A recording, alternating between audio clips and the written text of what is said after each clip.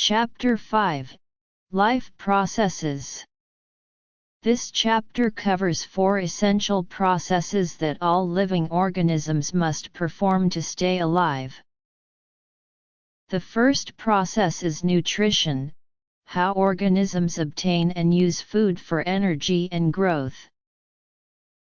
Second life process, respiration, the process by which cells release energy from food. There are 2 types, aerobic, which uses oxygen, and anaerobic, which does not.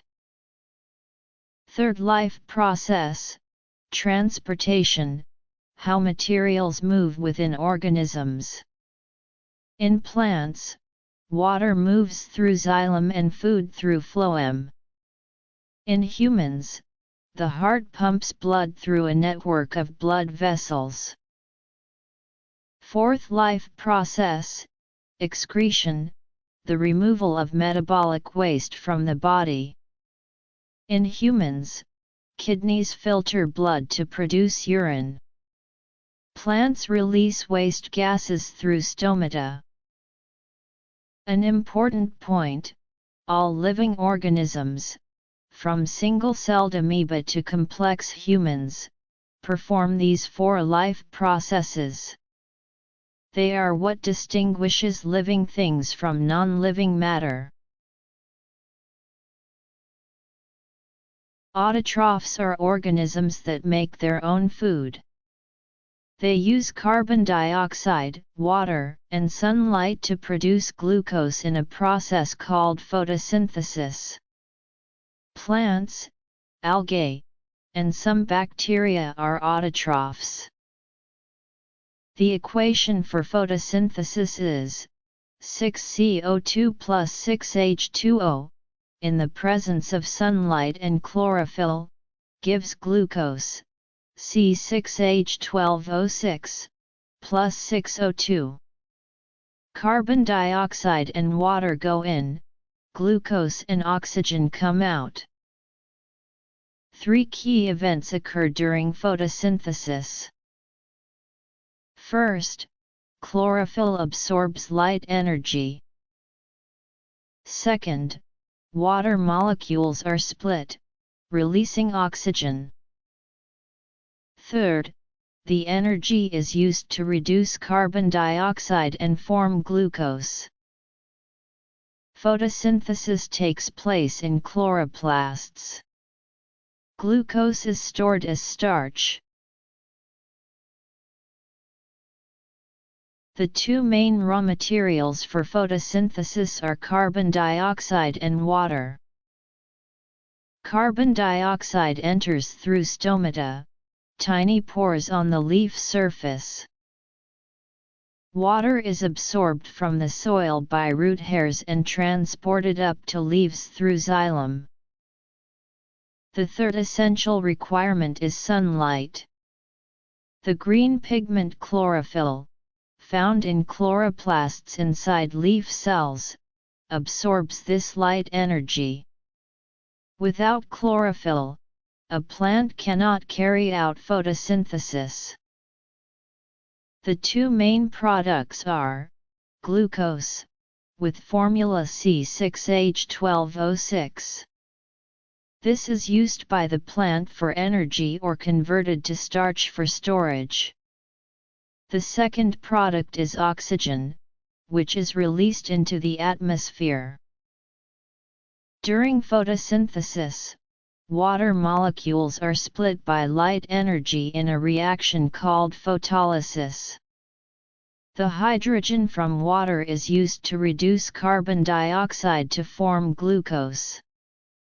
The oxygen from water splitting is the oxygen that gets released. This is proven by experiments using labeled isotopes of oxygen.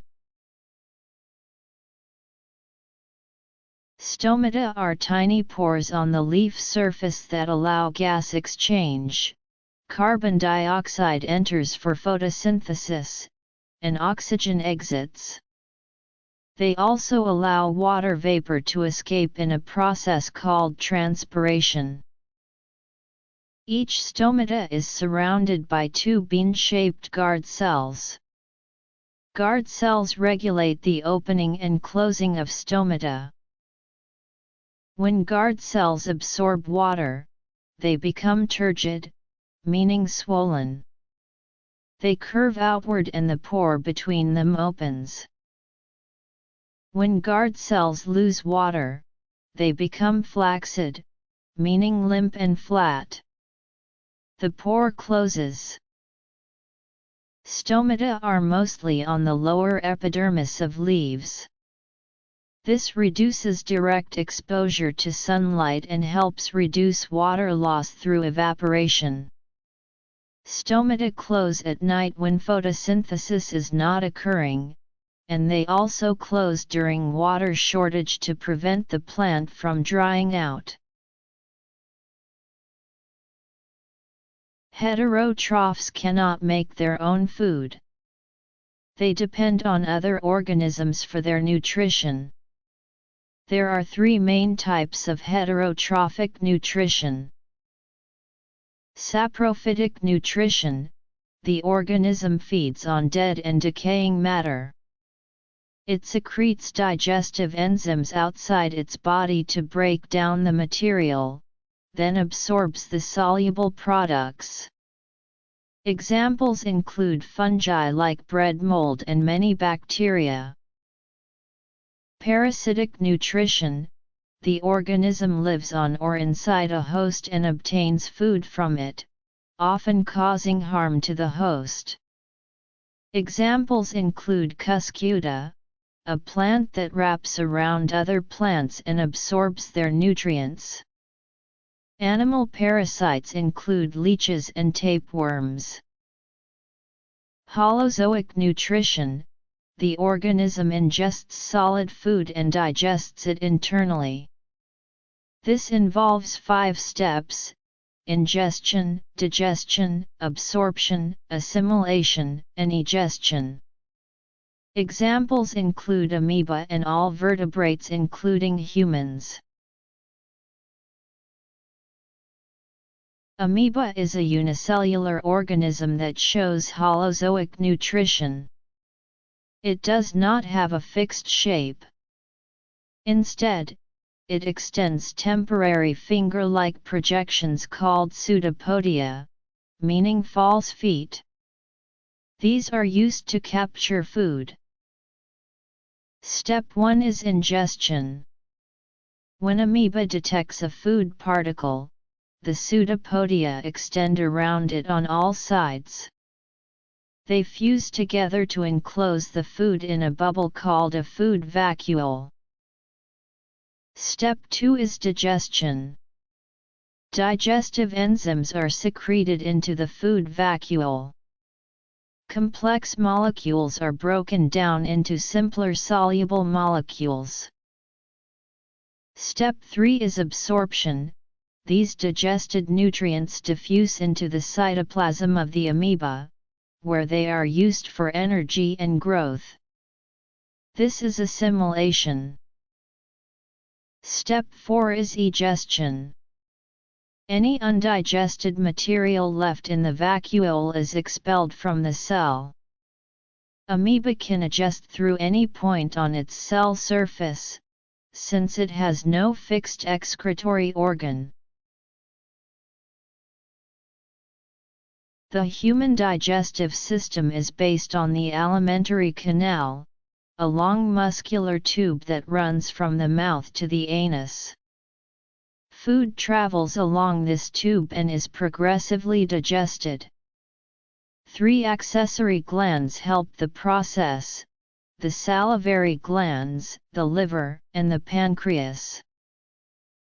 The path of food through the alimentary canal is mouth, esophagus, stomach, small intestine, large intestine, rectum, and finally anus. The liver produces bile, which emulsifies fats, and stores glycogen. The pancreas produces pancreatic juice containing enzymes for all 3 food types. The small intestine is about 7 meters long. Its inner wall is covered with tiny finger-like projections called villi, which enormously increase the surface area for absorption. Digestion begins in the mouth. The teeth mechanically chew food into smaller pieces. The tongue mixes food with saliva produced by the salivary glands. This mixture forms a soft rounded mass called a bolus, which is easy to swallow. Saliva contains the enzyme salivary amylase. This enzyme breaks down starch into maltose, beginning the chemical digestion of carbohydrates. The digestion of starch begins in the mouth. The esophagus carries food from the mouth to the stomach. No digestion takes place here. Food moves by peristalsis, wave-like contractions of the muscular walls that push the food downward. The stomach produces gastric juice containing 3 components. Hydrochloric acid, which kills bacteria and activates the enzyme pepsin. Pepsin, which breaks down proteins into smaller peptides. And mucus, which protects the stomach lining from the acid. The stomach churns food and gastric juice together to form a semi-liquid called chyme, which then passes into the small intestine. The small intestine is the main site of digestion. When chyme enters, it receives secretions from 2 important glands, the liver, which sends bile, and the pancreas, which sends pancreatic juice. Bile is produced by the liver and stored in the gallbladder. It is alkaline, so it neutralizes the acid in the chyme. Bile also emulsifies fats. It breaks large fat globules into smaller droplets, increasing the surface area for lipase enzymes to work on. Pancreatic juice contains 3 enzymes: amylase, which breaks starch into sugars, trypsin, which breaks proteins into smaller peptides, and lipase, which breaks fats into fatty acids and glycerol. The walls of the small intestine also produce intestinal juice. It contains maltase, sucrase, and lactase, which complete the digestion of sugars, and peptidases, which break peptides into amino acids. The final products are glucose from carbohydrates, amino acids from proteins, and fatty acids plus glycerol from fats. These are absorbed through the villi into the blood and lymph. Once digestion is complete, the digested food molecules are absorbed through the wall of the small intestine into the blood and lymph. Glucose and amino acids are absorbed into blood capillaries inside the villi and carried to the liver through the portal vein. Fatty acids and glycerol are absorbed into lacteals, lymph vessels inside the villi. The large intestine absorbs water and minerals from the remaining undigested material, forming semi-solid feces. Feces are stored in the rectum and expelled through the anus. This is called egestion. The liver stores excess glucose as glycogen. Excess amino acids are deaminated in the liver, and the nitrogen is converted to urea for excretion by the kidneys.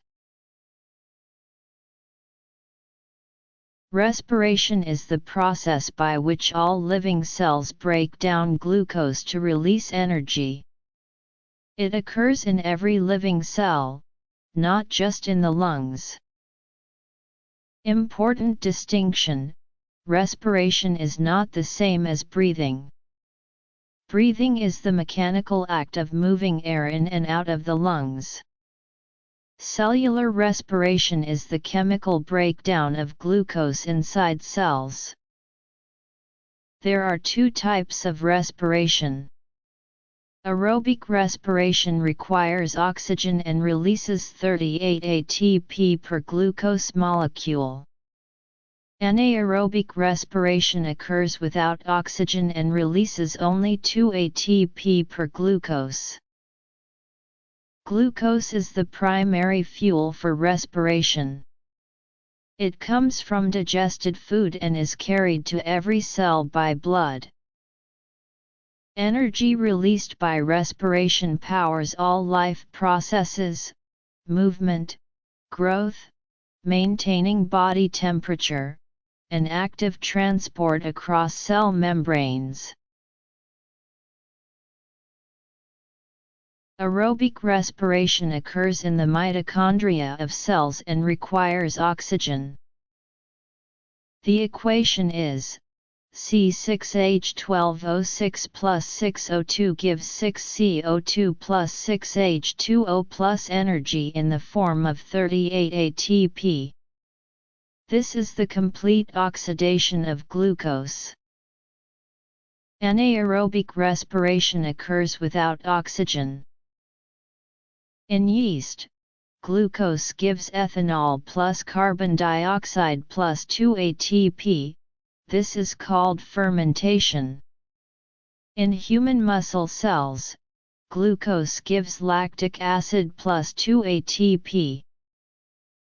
Lactic acid buildup in muscles causes cramps. Anaerobic respiration also occurs in waterlogged plant roots and bacteria. Fermentation is used in making bread, wine, and yogurt. Air enters through the nasal cavity and passes through the pharynx, larynx, and trachea. The trachea divides into two bronchi, which divide further into bronchioles. At the end of the bronchioles are tiny air sacs called alveoli. Alveoli are the site of gas exchange. They are surrounded by a dense network of blood capillaries. Alveoli have special features that maximize gas exchange: a very large surface area of about 70 square meters in adults, extremely thin walls just 1 cell thick, and a moist lining. The diaphragm is a dome-shaped sheet of muscle below the lungs. Together with the rib muscles, it controls breathing by changing the volume of the chest cavity. During inhalation, the diaphragm contracts and flattens, and the ribs move upward and outward. This increases chest volume, causing air pressure inside to fall below atmospheric pressure, so air rushes in. During exhalation, the diaphragm relaxes and domes upward, and the ribs move inward and downward. The chest volume decreases, pressure rises, and air is pushed out. Gas exchange occurs in the alveoli by diffusion. Oxygen moves from the alveoli into the blood capillaries and binds to hemoglobin in red blood cells. Carbon dioxide moves from the blood into the alveoli and is exhaled. Normal breathing rate is about 15 to 18 breaths per minute at rest. This rate rises during exercise to meet higher oxygen demand. Xylem is the vascular tissue that transports water and dissolved minerals from the roots to all parts of the plant. The movement of water through xylem is always upward. The path of water, water enters root hair cells from the soil by osmosis, then moves through the cortex and endodermis into the xylem vessels, and travels up through the stem to the leaves. Root pressure. Root cells pump mineral ions into xylem, drawing water in by osmosis. This creates an upward push. Root pressure is significant mainly in short plants. Transpiration pull is the main force in tall trees. When water evaporates through stomata, it creates a suction that pulls the water column upward through xylem. Water molecules hold together by cohesion. This is called the cohesion tension theory. Xylem tissue is made of dead cells, tracheids and vessel elements. Having no living cell contents means nothing obstructs the water flow.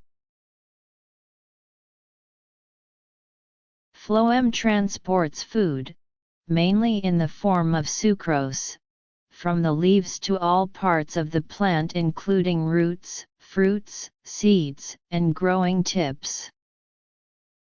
This movement of food through phloem is called translocation. Unlike xylem, phloem can transport food in both directions, upward and downward. Food moves from the source, the leaves, where it is made, to the sink, such as roots, fruits, and growing tips, where it is used or stored. Phloem uses energy in the form of ATP to load sucrose into the sieve tubes.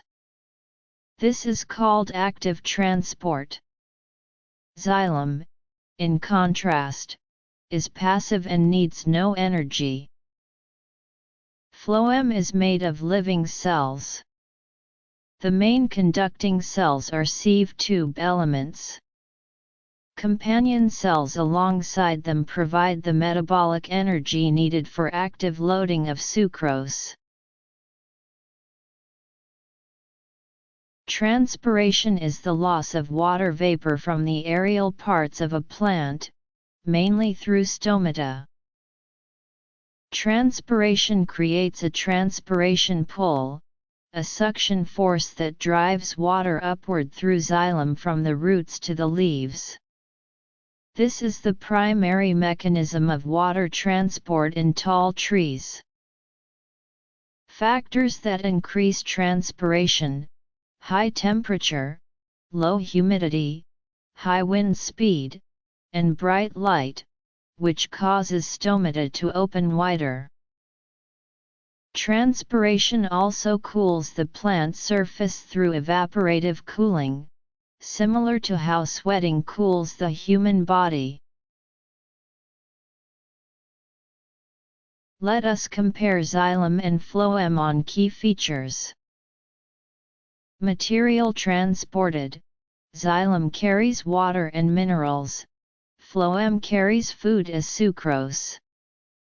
Direction: xylem transports upward only, phloem transports in both directions. Cell type: xylem consists of dead cells, phloem consists of living cells. Energy: xylem transport is passive, phloem requires active transport and energy. Both xylem and phloem run together in vascular bundles through leaves, stems, and roots. This ensures efficient distribution of water and food to every part of the plant. Blood is made up of plasma, which accounts for 55%, and formed elements, which account for the remaining 45%. The formed elements are red blood cells, white blood cells, and platelets. Plasma is mainly water. It carries dissolved nutrients, hormones, carbon dioxide, urea, and proteins like fibrinogen, which is needed for blood clotting. Red blood cells, or RBC, contain hemoglobin, an iron-rich protein that carries oxygen. They have a biconcave disc shape to maximize surface area. Mature RBC have no nucleus and are produced in the bone marrow. White blood cells, or WBC, fight infection. They have a nucleus and can engulf pathogens or produce antibodies. They are fewer in number than red blood cells. Platelets are tiny cell fragments that help in blood clotting. When a blood vessel is cut, platelets and fibrinogen work together to form a clot and stop the bleeding. The human heart has 4 chambers. The 2 upper chambers are the atria, the right atrium and the left atrium. They are thin-walled and receive blood. The 2 lower chambers are the ventricles. They are thick-walled and pump blood out. The left side carries oxygenated blood, the left atrium receives blood from the lungs, and the left ventricle pumps it to the body through the aorta. The right side carries deoxygenated blood, the right atrium receives blood from the body, and the right ventricle pumps it to the lungs through the pulmonary artery. Valves prevent backflow of blood. The tricuspid valve is between the right atrium and ventricle. The bicuspid, or mitral, valve is between the left atrium and ventricle. There are also valves at the exits of both ventricles. The heartbeat has 2 phases: systole, when the ventricles contract and pump blood out, and diastole, when the heart relaxes and fills with blood. The normal heart rate is about 72 beats per minute. In humans, blood passes through the heart twice in every complete circulation of the body. This is called double circulation. Pulmonary circulation: deoxygenated blood from the right ventricle is pumped to the lungs. Oxygen is absorbed and carbon dioxide is removed. The now oxygenated blood returns to the left atrium. Systemic circulation: oxygenated blood from the left ventricle is pumped through the aorta to all body tissues. Oxygen and nutrients are delivered to cells. The blood becomes deoxygenated and returns to the right atrium through the vena cava. The key advantage of double circulation is that oxygenated and deoxygenated blood are completely separated, ensuring efficient oxygen delivery. Only birds and mammals have double circulation. The circulatory system has 3 types of blood vessels. Arteries carry blood away from the heart.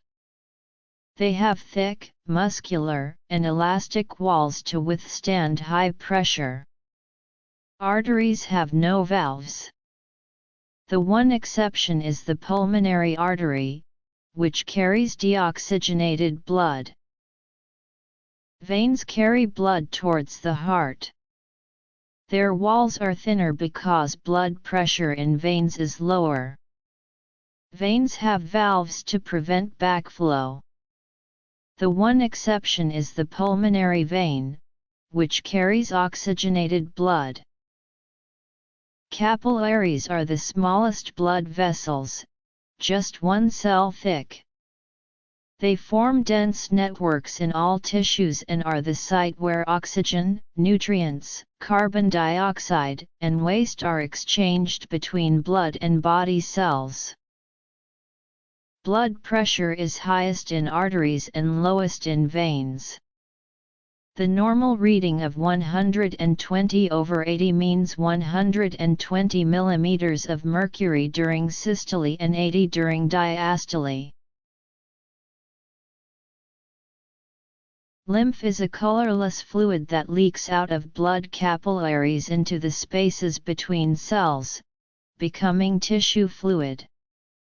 It is similar to plasma but contains fewer proteins and no red blood cells.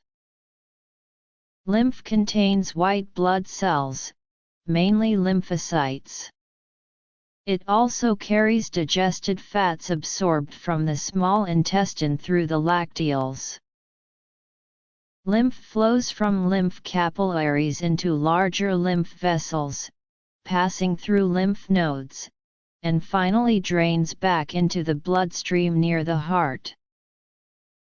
Lymph nodes filter the lymph, trapping bacteria, viruses, and foreign particles.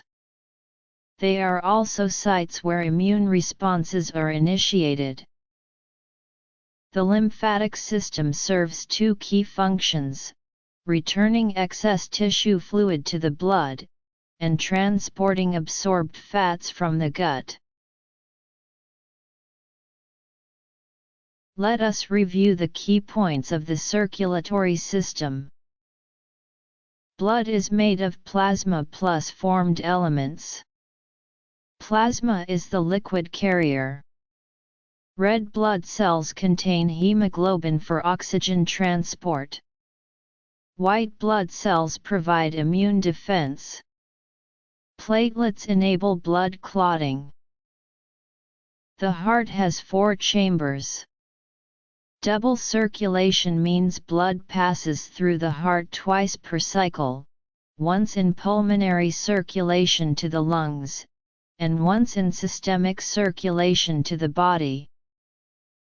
The 3 types of blood vessels: arteries carry blood away from the heart with thick walls, capillaries are the site of exchange between blood and tissues, veins return blood to the heart and have valves.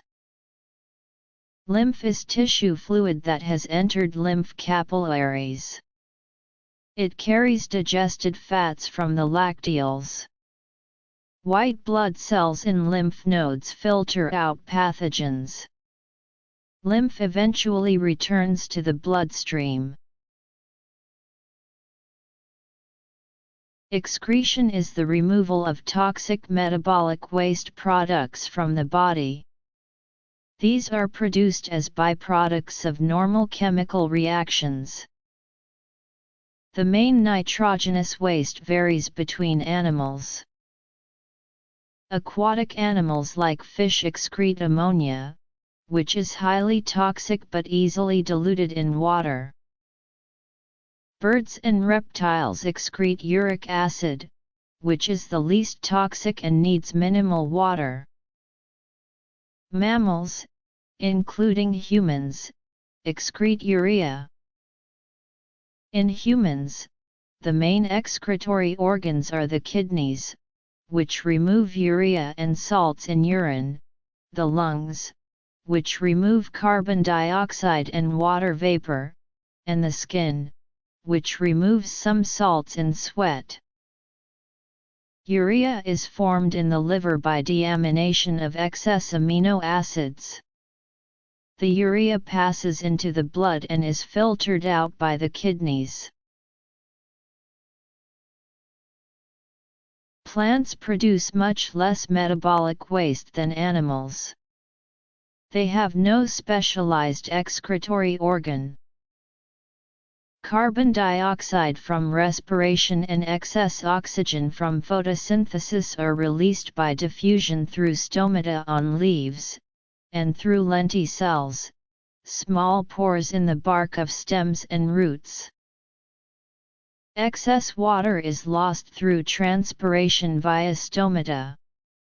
Some plants also lose water through guttation, a process in which water is expelled through specialized pores at the margins of leaves. Many waste products are stored in the plant, in leaves, bark, resins, gums, and latex. When old leaves fall from the plant, the accumulated waste stored in them is removed. Some plants also release waste chemicals from their roots into the surrounding soil. This is called allelopathy, and it can suppress the growth of competing plants nearby. The human excretory system consists of 2 kidneys, 2 ureters, the urinary bladder, and the urethra.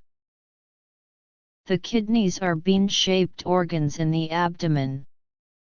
Each kidney contains approximately 1 million nephrons, the microscopic filtering units. The path of urine, it flows from the kidneys through the ureters to the urinary bladder, where it is stored. It is then expelled through the urethra during urination. Blood is brought to each kidney by the renal artery. After filtering, clean blood leaves through the renal vein. The kidneys filter all the blood in the body approximately 20 times every hour. Urine is composed mainly of water, about 95%, along with urea, uric acid, creatinine, various salts, and urobilin, which is the yellow pigment that gives urine its color. The nephron is the structural and functional unit of the kidney. Each kidney contains about 1 million nephrons. A nephron consists of the Bowman's capsule enclosing the glomerulus, the proximal convoluted tubule, the loop of Henle, the distal convoluted tubule, and the collecting duct. The glomerulus is a tight knot of capillaries inside the Bowman's capsule. Blood enters at high pressure and small molecules, water, glucose, amino acids, urea, and salts, are forced out into the capsule. Large proteins and blood cells remain in the blood. The fluid that enters the Bowman's capsule is called the glomerular filtrate. It resembles blood plasma but without large proteins. As it passes through the renal tubule, useful substances are selectively reabsorbed back into the blood. Urine is formed in 3 steps inside the nephron. Step 1 is ultrafiltration. High blood pressure in the glomerulus forces water, glucose, amino acids, urea, and salts into the Bowman's capsule. Large proteins and blood cells cannot pass through and remain in the blood. Step 2 is tubular reabsorption.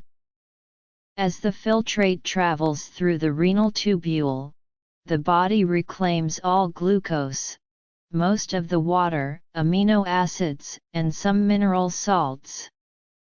Urea is not reabsorbed and stays in the tubule. Step 3 is tubular secretion. Additional waste products such as creatinine, excess hydrogen ions, potassium ions, and some drugs are actively secreted from the blood into the tubule. About 180 liters of filtrate is formed per day. Since 99% of water is reabsorbed, only about 1.5 liters of urine is produced. Urine collects in the renal pelvis and drains down the ureter. When kidneys fail, waste products, especially urea and creatinine, accumulate in the blood. This is life-threatening. Treatment options are dialysis or kidney transplant. Dialysis: the patient's blood is passed through a machine with a semi-permeable membrane. Small waste molecules diffuse out through the membrane into the dialysis fluid. Blood cells and proteins, being large, cannot cross and remain in the blood. A patient with kidney failure typically needs dialysis 2 to 3 times per week. Each session lasts 3 to 4 hours. A kidney transplant is the permanent solution. A healthy kidney from a compatible donor is surgically placed in the patient. The patient must take immunosuppressant drugs for life to prevent rejection. Dialysis mimics the nephron's filtering function but cannot perform all kidney functions, such as hormone production. A successful transplant fully restores kidney function.